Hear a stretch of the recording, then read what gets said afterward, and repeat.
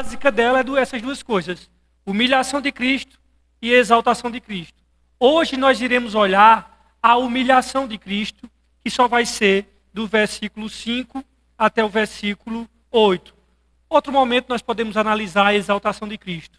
Irmãos, em relação ao que Paulo faz aqui, ele vai atingir os pontos mais altos de sua reflexão acerca do Filho de Deus.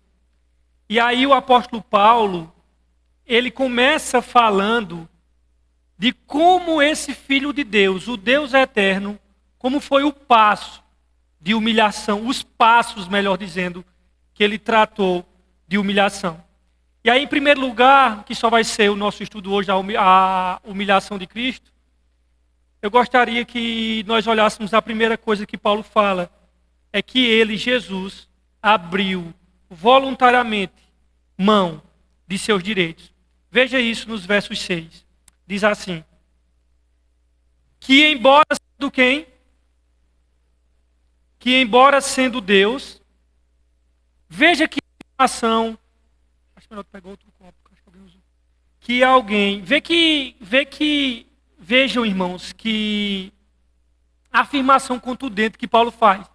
Não é que ele era parecido, não é que ele era uma cópia de Deus, mas o apóstolo Paulo diz que sendo Deus, ou sendo em forma de Deus. Isso significa que antes da encarnação, antes de tomar uma forma humana, que foi simbolizada por nós aqui por meio do pão, Jesus, antes de sua encarnação, sempre foi coigual, coeterno, consubstancial com o Pai e com o Espírito Santo. Ele sempre foi revestido de glória e de majestade. Na oração sacerdotal, que é a oração mais longa feita por Jesus, registrada, tá? Porque ele passava noites inteiras orando, mas na registrada com o Senhor Jesus Cristo, a oração mais longa está lá em João 17. E lá em João 17, Jesus diz assim, era naquela noite fatídica, que ele suou sangue e chorou com forte clamor e lágrimas, de acordo com os Hebreus. Naquela noite, Jesus diz assim: Pai, eu consumei a obra que tu me deste aqui na terra. Aí ele diz assim, olha, glorifica-me junto de ti mesmo, com aquela glória que eu tinha contigo antes que o mundo existisse. Por isso que o texto está dizendo aqui que sendo em forma de Deus. Ou seja, ele é de acordo com Colossenses 1,16, ele é o Criador de todas as coisas, visíveis e invisíveis. Ele sempre foi adorado pelos anjos nas cortes celestiais. Filho de Deus, eterno. Por isso que ele é chamado de Pai da eternidade. Por isso que Hebreus 1, versículo 3, vai dizer que ele é a exata expressão do ser de Deus. E por isso que o reformador Martinho Lutero diz, Filho do Pai, Deus por natureza. Ele sempre possuiu glória e louvor no céu. E com o Pai e com o Espírito Santo ele sempre reinou no universo. Mas há outra verdade gloriosa acerca da humilhação de Cristo no versículo 6, que diz assim, que Jesus Cristo não julgou por usurpação ser igual a Deus. Verso 6 diz assim, que embora sendo Deus, nós vimos isso, não considerou que o ser igual a Deus era algo que devia apegar-se. O que esse texto está dizendo aqui é que Jesus não considerou a sua igualdade com o Pai como algo que ele deveria reter egoisticamente. Jesus não se agarrou aos seus privilégios da deidade, da divindade, antes, pelo contrário, ele abriu mão do direito de igualdade com o Pai. E ele abre mão desse direito por amor aos homens. E aí você vai perceber que Jesus, sendo em forma de Deus, não teve por usurpação essa fome pelo poder, essa fome por manter essa posição, mas pelo contrário, ele abre mão. E aí vale contrastar a atitude de Jesus com a atitude de Satanás. Porque Satanás, não sendo em forma de Deus, teve por usurpação ser igual a Deus. Satanás é aquele que não sendo, quer ser. Jesus é aquele que sendo, decide não ser. A humildade de Cristo constitui uma reprovação ao orgulho de Satanás. Satanás, não sendo em forma de Deus, quis, por usurpação, ser igual a Deus. Satanás mostra no seu narcisismo o quanto ele é rebelde, contumaz e obstinado. Mas ele não se contenta. Ele invade o jardim do Éden e aí tentou o homem a rebeldia. E ele tenta o homem a rebeldia com aquilo que era o desejo do coração dele. Porque o que levou ele a cair da posição que ele tinha? Foi porque ele queria ser igual a Deus. E aí, aquele desejo que o levou à queda, foi com essa tentação que ele tenta os nossos pais lá no Jardim do Éden. Porque ele diz assim, olha, Deus disse que vocês não deveriam comer.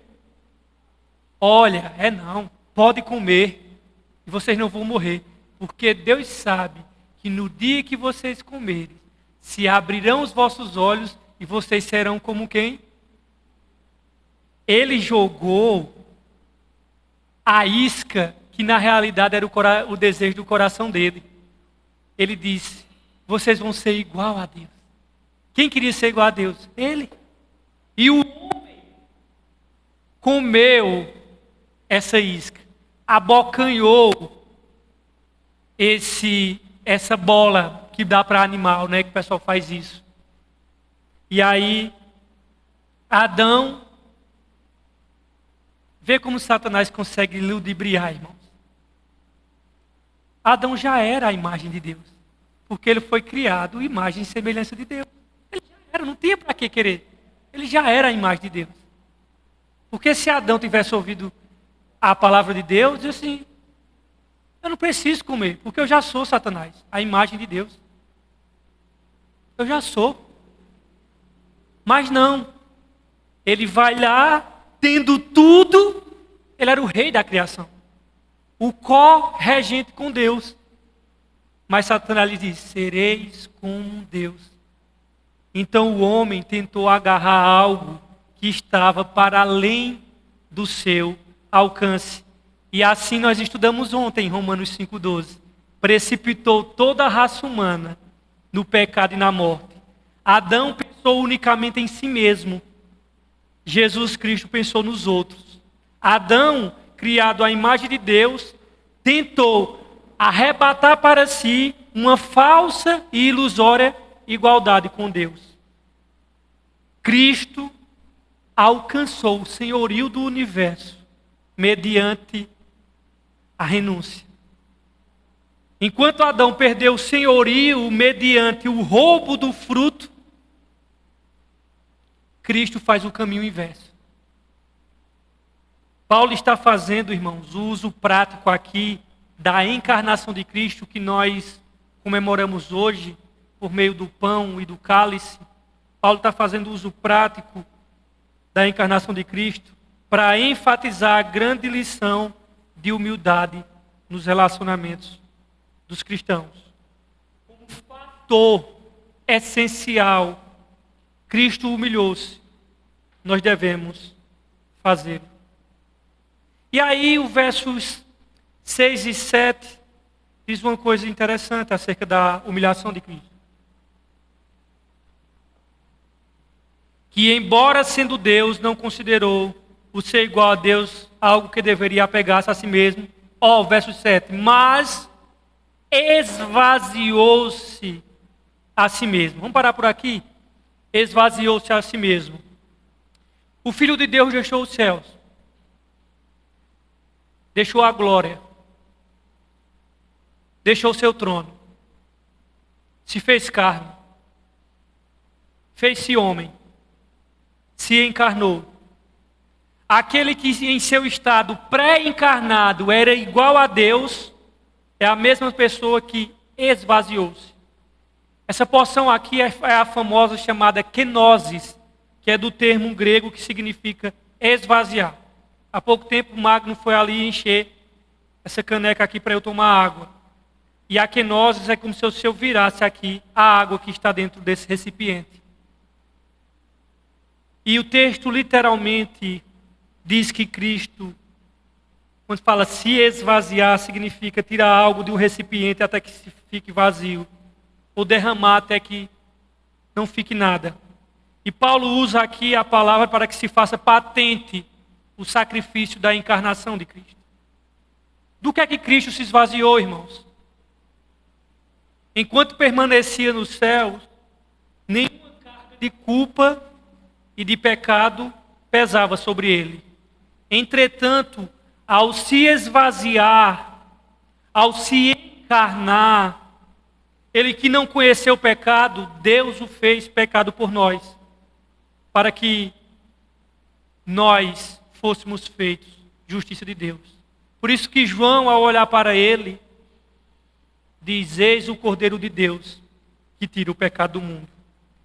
Ele, que era bendito eternamente, se fez maldição por nós. Levou sobre o seu corpo, como nós estamos estudando em Pedro, os nossos pecados, no madeiro, como nós estudamos em 1 de Pedro 2, 24. Mas o que é que mais Jesus Cristo se renunciou? Ele renunciou às suas riquezas. O apóstolo diz que, lá em Coríntios, que conheceis a graça do nosso Senhor Jesus Cristo, que sendo rico, se fez pobre, por amor de nós, para que pela sua pobreza nos enriquecêssemos, nos tornássemos ricos. Está escrito lá em 2 Coríntios 8, 9. Ele é o verdadeiro jovem rico, irmãos. Ele é o verdadeiro jovem rico, que abre mão de suas riquezas para nos dar e nos tornar ricos.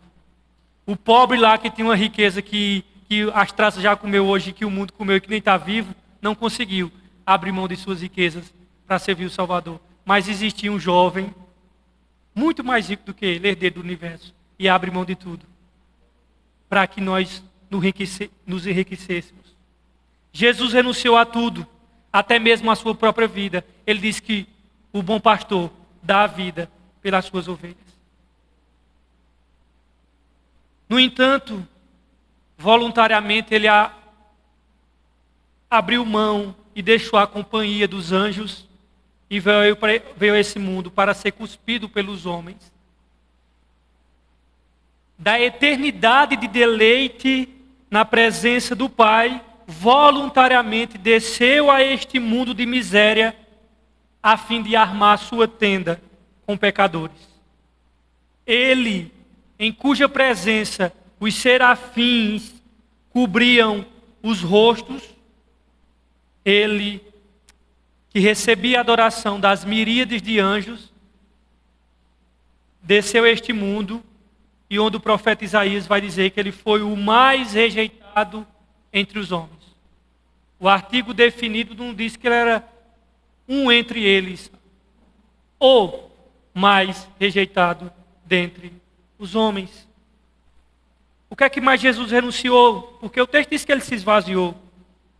Ele renunciou ao livre exercício de sua autoridade. Ele voluntariamente, na economia da salvação, por isso que é bom vocês estudarem o conceito de trindade econômica e trindade... daqui a pouco eu lembro outro conceito. Que é a que vai falar a relação de Deus com o Filho, entre eles, e a relação deles com a relação da criação, com os pecadores. E aí, nessa relação, ele voluntariamente se submeteu ao Pai e diz: eu não procuro fazer a minha própria vontade, e sim a vontade daquele que me enviou. Está lá escrito em João 5,30. E aqui você fica abismado, aturdido e estupefato pelo fato de que Paulo está usando esse sublime mistério da encarnação de Cristo para ensinar os irmãos de Filipenses e a nós nessa noite acerca de humildade e de humilhação nos relacionamentos. Mas o que é que o Filho de Deus fez? O versículo 7 vai dizer que ele serviu, porque está escrito assim: mas esvaziou-se a si mesmo, vindo a ser servo, semelhante e tornando-se semelhante aos homens. Eu quero dar ênfase aqui na palavra tornando a ser servo. Mas antes de entrar nisso, eu lembrei do termo trindade ontológica. Vai falar da relação das pessoas da divindade entre eles, sem com a criação. Isso é ontológica. Já quando se trata deles com relação a nós, como é que se dá essa questão de hierarquia, quem vem, o Pai, aí se chama econômica. Então por isso que fala da economia da salvação, que não tem nada a ver com economias financeiras, tem nada a ver com isso. Tem a ver com a questão de papéis de cada um na relação. Mas fecha aqui essa janela que eu abri. O texto vai dizer que esse ser, que era Deus que se esvaziou, ele veio para servir. O eterno Filho de Deus não nasceu em um palácio, irmão. O Rei dos Reis não nasceu num berço de ouro, nem entrou no mundo por intermédio de uma família rica e opulenta. Ao contrário, nasceu num berço pobre, numa família pobre, numa cidade pobre. Jesus nasceu numa manjedoura, cresceu numa carpintaria e morreu numa rude cruz. Ele não veio ao mundo para ser servido, mas para servir. A única pessoa no mundo que tinha razão de fazer valer os seus direitos, os renunciou. E foi Cristo Jesus mesmo que disse: pois no meio de vocês, eu sou como aquele que serve. No meio de vocês, eu sou como quem serve. Jesus foi um servo que jamais algum servo serviu nesta terra com mais imutável lealdade, abnegada devoção e irrepreensível obediência do que Jesus Cristo. Não teve Paulo, não teve apóstolo, não teve Abraão, não teve Davi, não teve ninguém. Você pode pegar qualquer exemplo de servo na Bíblia. Nenhum deles serviu como o Senhor Jesus Cristo. O Senhor de todos tornou-se servo de todos. Jesus assumiu a forma de servo, como esse texto está dizendo, e ele, que antes,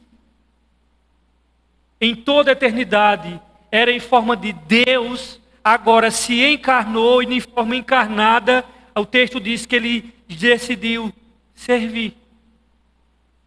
Jesus serviu aos pecadores.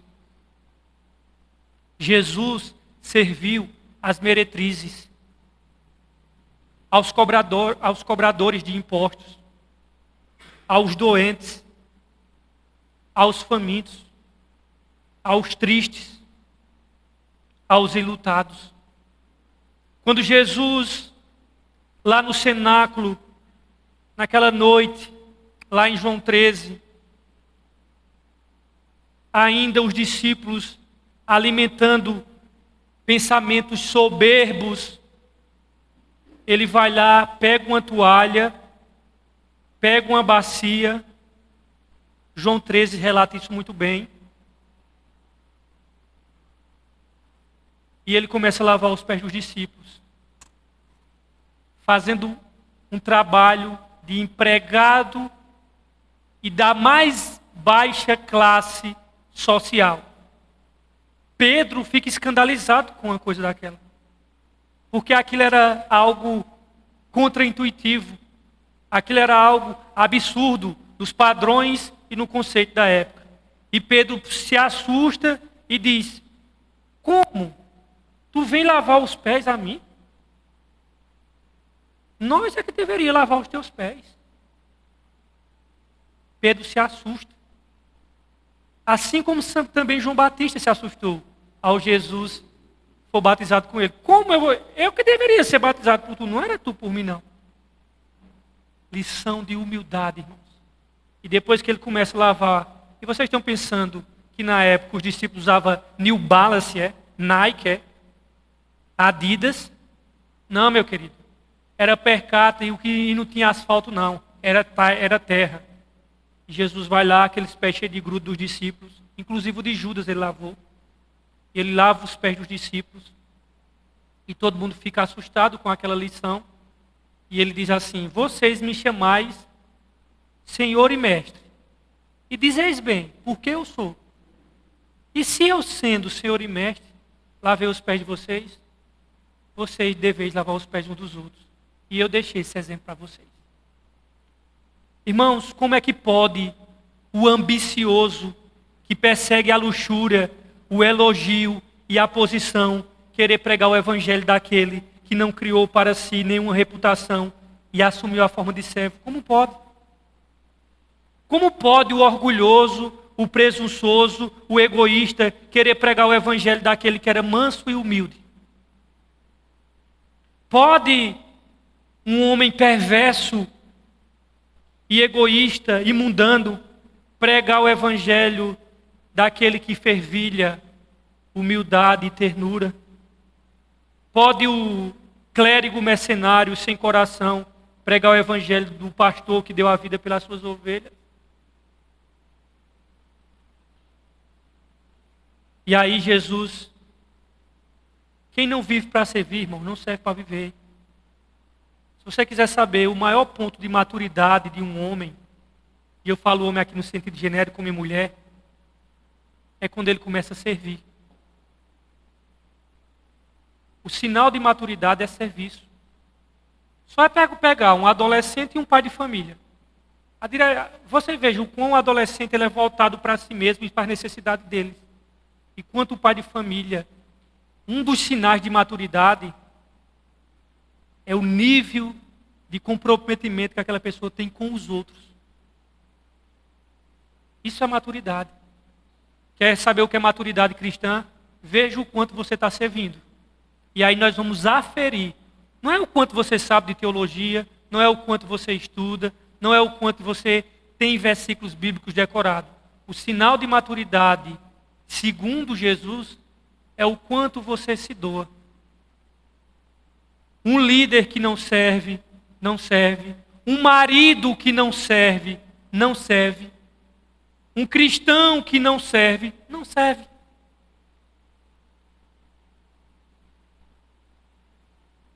Em quarto lugar, o versículo 7, finalzinho do versículo 7, diz que ele tornou-se semelhante a quem, irmãos?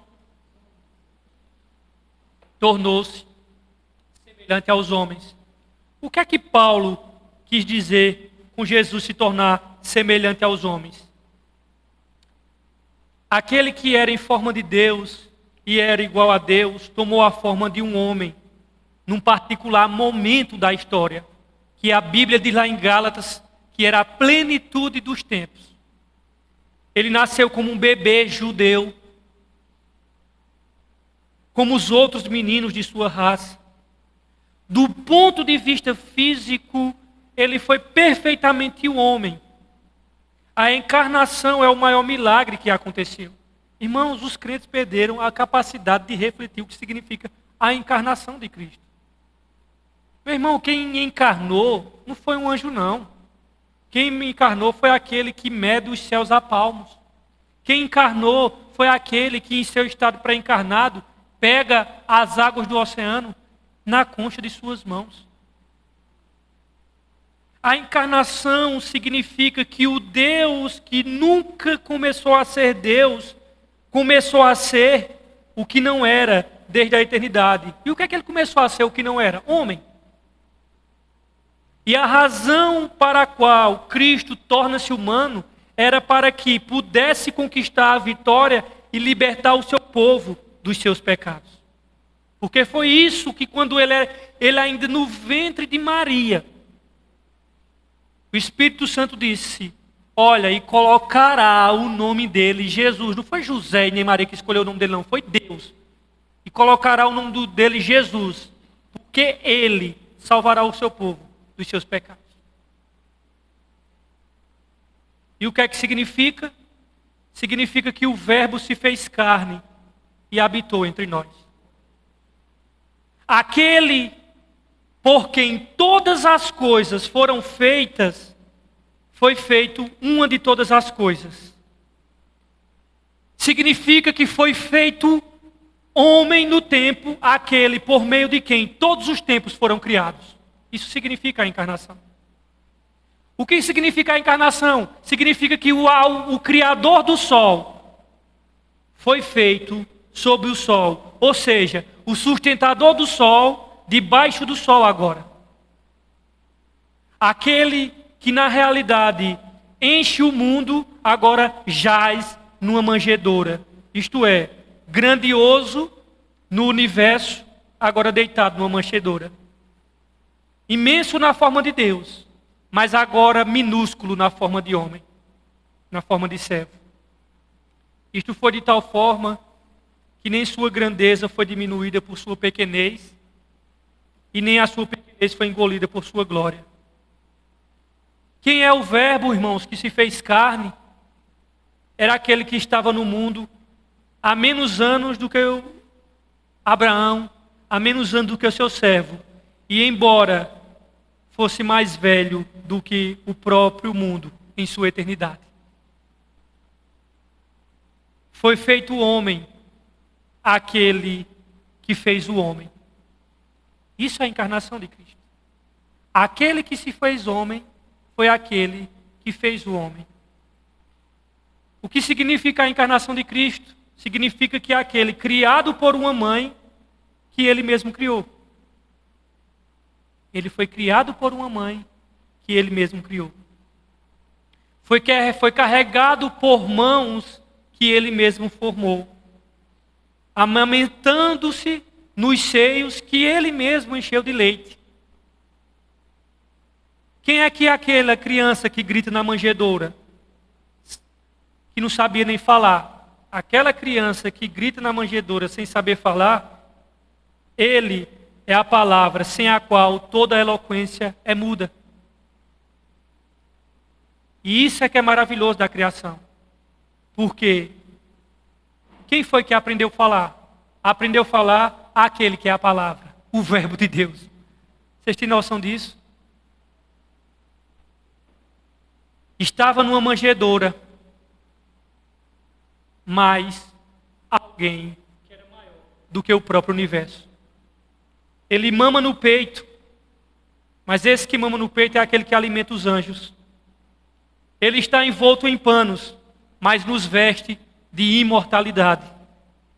Filho de Deus, filho do homem. E o Filho de Deus se fez homem para fazer dos homens filhos de Deus. Quem é o que encarnou? Ele, o regente das estrelas, foi amamentado pela sua mãe. Jesus, irmãos, que é o pão da vida, sentiu fome. Ele, Jesus, que é a fonte da água viva, sentiu sede. Ele, que é a luz do mundo, dormiu. E ele que disse, eu sou o caminho, se cansou da jornada.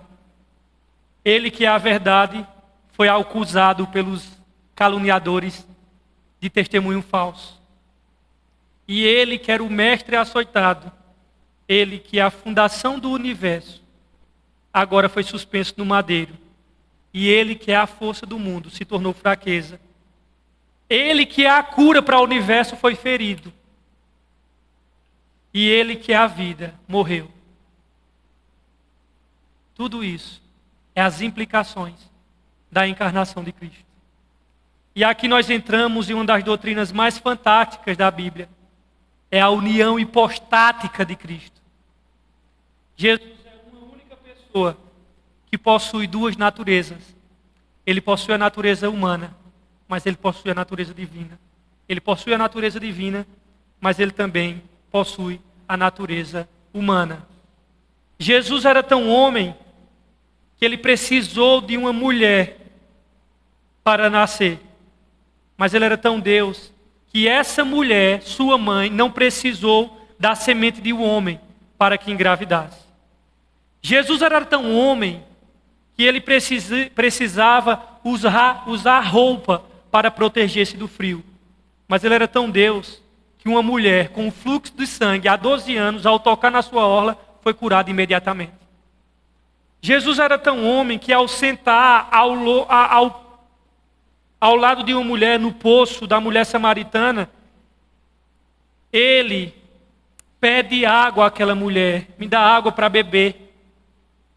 Mas ele era tão Deus que ele disse àquela mulher que se ela bebesse da água que ele tem para dar, jamais sentiria sede. Jesus era tão homem que diante do sepulcro de Lázaro, ele não contém as lágrimas e chora copiosamente. Mas ele era tão Deus que no mesmo instante ele disse: Lázaro, venha para fora. E ele ressuscitou imediatamente. E ele teve que dizer assim, pelo nome: Lázaro, venha. Porque se ele dissesse, vem para fora, pelo poder dele ressuscitar todo mundo. Ele disse, não é agora não, só no juízo final. Jesus era tão homem que com fome ele vai em direção a uma figueira para comer. Mas ele era tão Deus que, vendo que aquela figueira era uma propaganda enganosa, não tinha frutos, ele amaldiçoou a figueira e ela murcha imediatamente. Jesus era tão homem que ele precisava pagar imposto a Roma. Mas ele era tão Deus que ele disse, Pedro, vai pescar um peixe ali. E quando tu pescar um peixe, na boca daquele peixe vai estar uma moeda. E aí tu vai pagar o imposto para mim e para tu. Irmãos, quem já viu um negócio desse? Não foi nem para o tarrafa, irmãos. Foi no anzol mesmo. E quando Pedro puxa, quem é esse? Esse é aquele que controla os trajetos dos cardumes e dos peixes. Ele é o mesmo que dá ordem aos mares e os mares se aquietam, e dá ordem ao vento e o vento silencia com a sua voz. Não se assustem, ele está no controle de todas as coisas. Tem muitos crentes que se assustam com a soberania divina. E não se assustem não, ele controla até a queda das ondas lá no mar. Todas as vezes que eu vejo, vocês sabem aquelas florezinhas branquinhas que elas ficam voando assim? O pessoal chama de dente de leão. Vocês sabem o que é dente de leão? Vocês às vezes não sabem pelo nome, mas sabem. É geralmente aquele negócio que parece um algodãozinho pequenininho que fica voando, que no sopro ele sai por aí. E todas as vezes que eu vejo o dente de leão, que é aquela coisinha, parece um algodãozinho pequenininho, redondinho assim, tem muitos lá em casa, na frente, eu digo, Senhor, tu controla até o movimento do dente de leão. E ele disse a Pedro, vai lá Pedro, pesca um peixe. E na boca do peixe vai ter uma dracma, que era a moeda da época. E tu pesca, e tu vai pagar o imposto para mim e para tu. Jesus era tão homem que ele cansado, Marcos 4 diz que ele dormia na polpa do barco. Mas ele era tão Deus que quando o mar se agitou, a ponto dos discípulos ficarem desesperados, ele levantou-se e repreendeu o mar e o vento, dizendo, aquieta-se e acalme-se. E o mar se aquietou e fez-se bonança na mesma hora. Jesus era tão homem que na sua simplicidade, Judas teve que beijá-lo para que os soldados pudessem identificar quem ele era entre os seus discípulos. Mas Jesus era tão Deus que quando Pedro cortou a orelha do soldado que foi prender, ele milagrosamente colou a orelha do soldado. Jesus era tão homem que ele sofreu e chorou e sangrou e morreu na cruz. Mas ele era tão Deus que ao terceiro dia ele ressuscitou dentre os mortos. E por Jesus ser homem e Deus, é que ele é o mediador entre Deus e os homens. É por isso que ele pode ser um mediador entre nós. Queridos irmãos, lá em Timóteo está escrito que só há um Deus e um mediador entre Deus e os homens, Jesus Cristo homem. Sabe por que Jesus é mediador entre os homens e Deus? É porque ele é homem e Deus, ele é Deus e homem. Sem essa união hipostática, ele não tinha condições de ser o Redentor. Quando existe guerras entre países, país A está com guerra com o país B. O que é que a ONU faz? Coloca no meio o mediador, porque o que é que o mediador faz? Uma das funções do mediador é pacificar duas pessoas ou duas instituições que estão em conflitos, em guerras. E quando o país A está em guerra com o país B, a ONU faz e coloca no meio um país C, para ser o mediador entre esses dois. Só que, via de regra, o país A ou o país B diz assim: olha, o país C não pode ser o nosso mediador, porque ele puxa a sardinha e ele está alinhado com o país A ou com o país B. E vem essa acusação. O que é que a ONU faz? Tira o país C e coloca um país X, que nem puxa a sardinha de um lado e nem puxa a sardinha do outro. Aí você diz, assim é com Jesus? Não, pelo contrário. É o contrário. Por exemplo, Deus não pode dizer assim: Jesus não pode ser o mediador, porque ele é homem. Porque Deus sabe que ele é o Filho de Deus. E nós não podemos dizer assim: não, Deus, ele não serve para ser o nosso mediador, porque ele é Deus. Nós precisamos de um homem perfeito, porque nós sabemos que Jesus, ele é homem também. E por ser homem e Deus, é que ele é o mediador entre Deus e os homens. Tudo que diz respeito à experiência humana, exceto o pecado, Jesus vivenciou. E aí, em quinto lugar, para fecharmos essa noite, ele sacrificou. Diz assim o versículo de número 8. E sendo encontrado em forma humana, humilhou-se a si mesmo e foi obediente até a morte e morte de cruz. Irmãos, vocês sabem que a morte de cruz ela tinha 3 características. Ela era dolorosa. Era a pena aplicada apenas aos escravos e delinquentes. Um cidadão romano ele jamais morreria de cruz, morte de cruz. E havia um adágio que dizia que uma pessoa crucificada morria 1000 mortes. Muitas vezes o crucificado passava dias pregado na cruz e morria lentamente com câimbras, asfixias e dores terríveis. Mas a morte de cruz, além de ser dolorosa, ela era vergonhosa, ela era ultrajante. A pessoa era açoitada e condenada e tinha que carregar debaixo de vaias e de escárnio até o lugar da execução. E a morte de cruz tinha outra característica, ela era maldita. Está escrito que maldito todo aquele que for pendurado no madeiro. E uma pessoa dependurada na cruz era considerada maldita, ficava lá para todo mundo ver, para envergonhar a família, nu, parecendo um animal. A cruz é a maior expressão do amor de Deus por nós. E a cruz é a maior expressão da ira de Deus contra o pecado. O pecado é horrendo aos olhos de Deus. A santa justiça de Deus exige punição do pecado. O salário do pecado é a morte. Então Deus, num ato incompreensível de amor, puniu o nosso pecado em seu próprio Filho para nos poupar do castigo e da morte eterna. Na cruz, Jesus bebeu sozinho o cálice amargo da ira de Deus contra o nosso pecado. Na cruz, Jesus foi desamparado por Deus para que nós pudéssemos ser amparados por Deus. Ele morreu a nossa morte para que vivêssemos a nossa vida, para que nós vivêssemos a vida dele. Vocês percebem, irmãos, qual é o fluxo do raciocínio de Paulo? Ele começou para falar da humilhação de Cristo com o Cristo eterno, lá na glória. E vocês percebem o fluxo da encarnação, do pensamento de Paulo, como é que ele está querendo nos levar? Cristo deitado numa manjedoura, chorando como um bebê qualquer. Deus esvaziado ali. Deus deixou o trono de glória para hospedar-se por 9 meses no ventre de uma mulher. O Deus onipresente, o Deus onipotente, agora confinado e protegido, sabe onde? Numa placenta. Vocês sabem o que é isso? Aquele que disse, haja e houve, agora 9 meses, nadando no líquido amniótico, no ventre de uma mulher.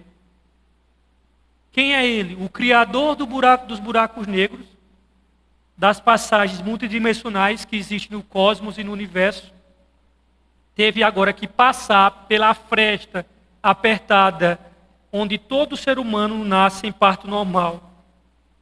O ambiente que esse Deus encarnado nasce era fétido, irmão, não era cheiroso, não. Sem as mínimas condições sanitárias e higiênicas que pudesse oferecer conforto e segurança, tanto para ele quanto para a sua mãe. Ali, ele nascendo, o que é que tinha? Barulhos de animais. O Deus que fez os céus e a terra e que mantém cada partícula do universo pela palavra do seu poder, agora está ali, frágil, vulnerável, inaugurando os seus pulmões com um choro estridente. E a pergunta é, quem foi que deu a primeira palmada no bumbum, vamos usar essa expressão, do Deus menino? Quem? Não havia nenhum obstetra ali de plantão. Não havia, gente. Em Belém, não havia nenhuma parteira experiente. É plausível nós acreditarmos que o próprio José, o seu pai adotivo, tinha feito aquele trabalho amparando o menino. Ele cresceu numa carpintaria, aprende o ofício do seu pai adotivo. Quem é esse? Ele é aquele que modelou as montanhas, que desenhou as marés. Ele é aquele que desenhou o litoral nordestino todinho com as suas praias belas. Agora é aquele que aprende a arte da carpintaria. Do trono celestial, Paulo está dizendo que ele vem para o ventre de Maria. Do ventre de Maria, ele vai para uma manjedoura. Da manjedoura para uma vida serviçal. Da vida serviçal para o deserto. Do deserto para as ruas empoeiradas do subúrbio da Galileia. E a sua próxima escalada, antes de tomar a cruz, é aquilo que nós falamos, é numa bacia. Lavando os pés dos discípulos. E é muito curioso que João pega a figura de Jesus se despindo de sua roupa. Ele não se despiu e ficou nu na frente dos discípulos para lavar os seus pés? Aquela era uma metáfora do que ele fez. Ele se esvaziou de sua glória. Foi se despindo, insígnia por insígnia. E aquele exemplo de lavar os pés era um exemplo destinado aos escravos da época. Quem é Jesus? Eu falei no início. É aquele que tem as conchas do oceano nas suas mãos. Agora ele está com as mãos dentro de uma bacia para lavar os pés dos discípulos. Antes que as autoridades romanas o humilhassem, ele mesmo se humilhou. E sua próxima parada era no jardim do Getsêmani. Um cenário bem parecido com aquele primeiro homem que nós estudamos ontem. O primeiro homem, Adão, que preferiu rebelar-se. Um no jardim do Getsêmani, o outro no jardim do Éden. Jesus, o último Adão, tinha a oportunidade de reverter a maldição, obedecendo a Deus até as últimas consequências, abrindo mão de sua própria vida. E nesse instante, quando ele estava ali orando, Pai, se possível for, afasta de mim esse cálice, naquele instante, a atenção do universo se voltou para aquele momento decisivo. Jesus ia sofrer aqui naquele momento a última tentação. Naquele jardim. Ele tinha a oportunidade de consumar o plano que Deus tinha entregado na mão dele. Enquanto isso, os discípulos dormiam. O destino da eternidade dos discípulos e eles dormindo. E deu-se o embate mais importante da história do universo e do cosmos, irmãos. O destino de cada um e de cada partícula desse universo estava naquele resultado. E provavelmente podemos imaginar que naquela noite os pássaros silenciaram, o vento se aquietou, os anjos de Deus prenderam a respiração, suspense, Jesus pondera, apela, meu Pai, se possível for, afaste de mim esse cálice. Os anjos devem ter engolido seco, e agora, deixe que o Filho de Deus mesmo completa o seu pedido. E ele completa dizendo: todavia, não seja feita a minha vontade, mas a tua, ó Pai. E aí, meu querido, o homem falhou, o novo homem venceu. O caminho da redenção estava aberto, o cosmos respirou aliviado. O que Jesus fez ali já houvera sido decidido na eternidade e agora ecoou dentro do tempo e do espaço. A obediência de um reverteu para sempre o efeito causado pela desobediência do outro. E Jesus vai para a cruz marchando, e é na cruz onde o tempo e a eternidade se cruzam, onde o Cronos e o Kairos contraem matrimônio, onde a justiça e a graça se beijam. E a cruz não foi um acidente de percurso. A cruz é eterna, pois o Cordeiro de Deus estava morto desde a fundação do mundo. A palma da sua mão, que segurava o universo, recebeu o cravo do soldado e as marteladas. E ao terceiro dia, ele ressuscita e removeu a pedra. E ao remover a pedra, irmãos, ele remove qualquer dúvida do nosso coração. E esses são os dois vazios que nos preenchem. Meu Deus, quem já viu um negócio desse? Vazio preencher, vazio não preenche nada. Preenche, irmãos. Existem dois vazios que nos preenchem: a cruz e o sepulcro. A cruz vazia e o sepulcro vazio preenche o nosso coração. Glorificado seja o Senhor Jesus Cristo, que se humilhou, mas Deus ressuscitou ele. E ele foi glorificado. Mas a glorificação a gente vê depois, em outra hora. Deus abençoe a vida de vocês todos. Fiquem em pé. O irmão Adaildo, né? Ele entregou a vida a Cristo. Nós vamos orar por ele. Não, pode ficar aí. A gente vai orar por ele aqui. Pode ficar em pé, irmãos.